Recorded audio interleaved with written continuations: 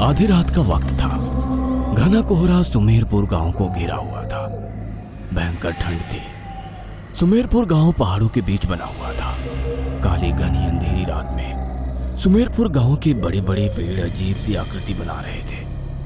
गांव के सभी लोग अपनी रजाइयों में दुबके हुए थे, लेकिन गांव से कुछ ही दूर बनी एक बहुत पुरानी हवेली जो अब खंडहर बन चुकी थी।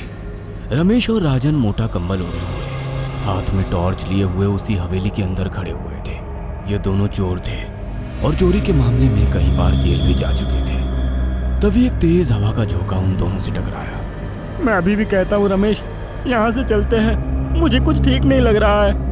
अबे चुप कर, आज यहाँ से मोटा माल लेकर ही जाएंगे। डरने के बजाय मेरी मदद कर। अबे बेवकूफ, इस खंडहर हो चुकी हवेली में सिवाय धूल मिट्टी के कुछ नहीं मिलेगा। अबे बेवकूफ मैं नहीं, तू है। इस हवेली में कम से कम 40 बड़े बड़े कमरे हैं, जिनमें से एक कमरे में ताला लगा हुआ है। हमें उसी ताले को तोड़ना है, वहाँ जरूर कुछ ना कुछ मिलेगा। लेकिन मैंने सुना है कि उसी कमरे में उसे कैद किया गया था। कहते हैं उसका नाम नहीं लेना चाहिए। वो सब फिजूल की बातें हैं। पहले के राजा महाराजा ऐसे ही मनगढ़ंत अंधविश्वासी अफवाहें फैला देते थे ताकि उनकी हवेलियों में रखा हुआ सोना चांदी सुरक्षित रह सके। अब बहस मत कर, चल उसी कमरे के ताले को तोड़ते हैं। इतना बोलकर रमेश उस कमरे की ओर दौड़ने लगा जिस कमरे में बरसों से ताला लगा हुआ था। मजबूरी में राजन को भी उसके पीछे जाना पड़ा। कमरे में लगे ताले को देखकर राजन बुरी तरह से डर गया और कपकपाती हुई आवाज में बोला, रमेश देख, इस ताले में पीला धागा बंधा हुआ है। मुझे लगता है कि हमें इस ताले को नहीं तोड़ना चाहिए। तू बड़ा भोला है राजन। अरे तुझे बताया तो था, ये सब मनगढ़ंत बातें होती है।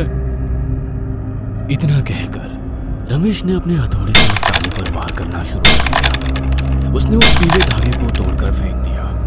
कुछ ही देर में ताला टूट गया। रमेश ने एक झटके में दरवाजा खोल दिया। दरवाजा खोलते ही एक काला साया बड़ी फुर्ती से निकलकर बाहर की ओर भागा और देखते ही देखते उन दोनों की आंखों के सामने ओझल हो गया। ये देखकर रमेश के माथे पर कड़कड़ाती ठंड में भी पसीने की बूंदें चमकने लगी। राजन डर कर चीख कर बोला, मैंने कहा था ना रमेश कि इस कमरे में उसे कैद किया गया था। तूने देखा कि इस कमरे से एक काली परछाई निकलकर गायब हो गई। रमेश ने डर कर सकपका कर कहा, हाँ हो सकता है ये हमारा वहम हो। तभी उन दोनों के कानों में किसी औरत के गीत के गुनगुनाने का स्वर सुनाई दिया। कौन है यहाँ पर? अरे सुन नहीं रहा?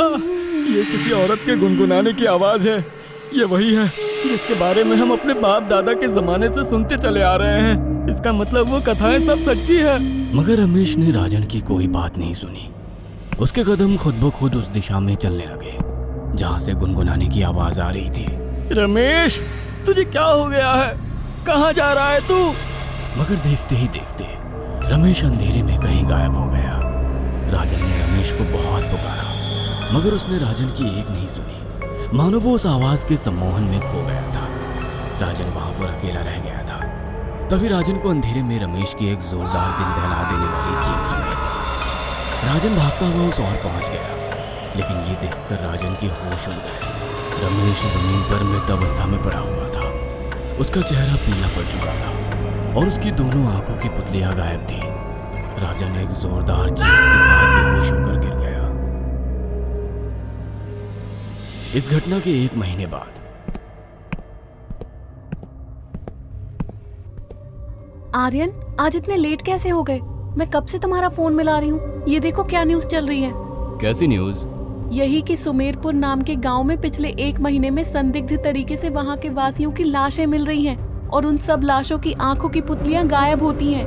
अरे ये सब बकवास बातें हैं। ये मीडिया वाले भी आजकल कुछ भी चलाते हैं। वैसे आज हॉस्पिटल में कुछ डॉक्टर्स की मीटिंग थी। एवरीथिंग इज ओके ना? हाँ, हमें सरकार की तरफ से इसी सुमेरपुर गांव जाने का ऑर्डर मिला है, मुफ्त चिकित्सा के लिए। व्हाट? क्या कह रहे हो? तुम मना कर देते तुम। और वैसे भी मैं प्रेग्नेंट हूँ और ऊपर से ये न्यूज़ मुझे सही नहीं लग रहा। तुम टेंशन मत लो, 1 हफ्ते की ही बात है। और हाँ, इस बकवास न्यूज़ पर मत जाओ। लेकिन आर्यन, सुमेरपुर गांव में तुम जब तक रहोगे मुझे तुम्हारी चिंता रहेगी। अरे बाबा, मैं कोई अकेले नहीं जा रहा। मेरे साथ डॉक्टर अपूर्वा और दोस्त डॉक्टर आशु भी साथ चल रहा है। नलिनी आर्यन की पत्नी थी और आर्यन दिल्ली के एक सरकारी अस्पताल में एक डॉक्टर था। अगली सुबह आर्यन, अपूर्वा और आशु सुमेरपुर गांव के लिए रवाना हो गए। दिल्ली से सुमेरपुर का रास्ता 10 घंटे का था। शाम तक वो सब सुमेरपुर गांव पहुंच गए। उन लोगों के लिए सुमेरपुर गांव में पुराने घर पर रहने का इंतजाम सरकार ने पहले से ही कर दिया था। आर्यन ने देखा पूरे गांव में मौत जैसा सन्नाटा पसरा हुआ था। आर्यन इधर उधर देखने लगा, मगर उसे आसपास कोई कुत्ता तक नहीं दिखाई दे रहा था। क्या हुआ? इधर उधर क्या देख रहे हो? यार अजीब बात है, शाम के 6 बजे ऐसा मालूम पड़ रहा है जैसे आधी रात का वक्त हो गया है। गांव में कोई भी दिखाई नहीं दे रहा है। इतनी जल्दी इतना सन्नाटा। आर्यन की बात पर अपूर्वा हंसते हुए बोली, ये गांव है आर्यन, यहाँ के लोग जल्दी सो जाते हैं। ये बात तो सही है अपूर्वा, लेकिन तुमने एक बात नोट नहीं किया, यहाँ आसपास कोई जानवर तक नहीं दिखाई दे रहा है। आर्यन घर के दरवाजे पर लगा ताला खोलने लगा, मगर लाख कोशिश के बाद भी ताला नहीं खुला। क्या हुआ? यार चाबी तो यही दी गई थी। तभी उनके पीछे से किसी अनजान व्यक्ति का स्वर टकराया। कौन है आप लोग? आप लोगों को इससे पहले तो सुमेरपुर गांव में मैंने नहीं देखा। उन तीनों ने जैसे ही पलट कर देखा तो उनके सामने एक गांव का व्यक्ति खड़ा हुआ था, जिसने अपने सर पर सफेद पगड़ी बांध रखी थी।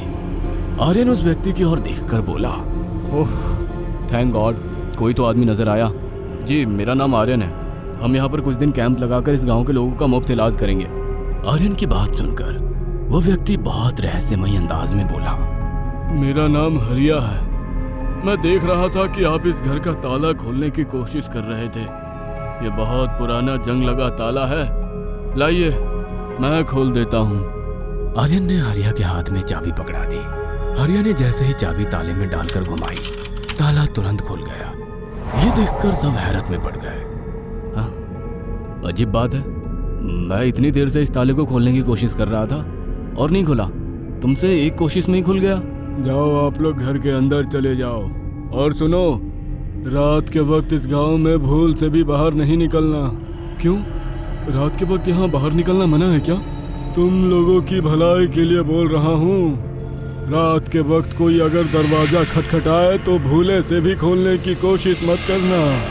इतना कहकर वो व्यक्ति बड़ी तेजी से वहां से चला गया। उसके जाते ही सब लोग हंसने लगे। आर्यन हंसते हुए बोला, लगता है कोई सनकी व्यक्ति था। अरे हम सब डॉक्टर हैं, रात में अगर कोई बीमार पड़ गया तो हम दरवाजा ही ना खोले, बेवकूफ। आशु और अपूर्वा अपने अपने रूम में जाकर रजाई में दुबककर गहरी नींद में सो गए, मगर आर्यन को नींद नहीं आ रही थी। आधी रात हो चुकी थी। वो मोबाइल में वीडियो देखने लगा। तभी आर्यन को दरवाजा खटखटाने की आवाज सुनाई दी, साथ ही उसे किसी औरत के गुनगुनाने की भी आवाज सुनाई दी। उसके सारे दोस्त गहरी नींद में सो रहे थे। आर्यन उठकर दरवाजे के पास गया और उसने दरवाजा खोल दिया। उसने देखा उसके सामने घने कोहरे के बीच एक महिला खड़ी हुई थी, जो अपने चेहरे पर एक लंबा घूंघट डाली हुई थी। जी कौन है आप?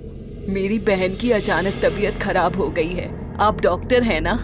आर्यन ये सुनकर चौंक पड़ा। तुम्हें कैसे पता कि मैं एक डॉक्टर हूँ? हमें आए हुए तो अभी कुछ घंटे ही हुए हैं। आखिर रमेश और राजन के साथ क्या हुआ था? आखिर वो परछाई किसकी थी? हरिया ने डॉक्टर को क्यों चेतावनी दी थी कि आधी रात पर दरवाजा मत खोलना?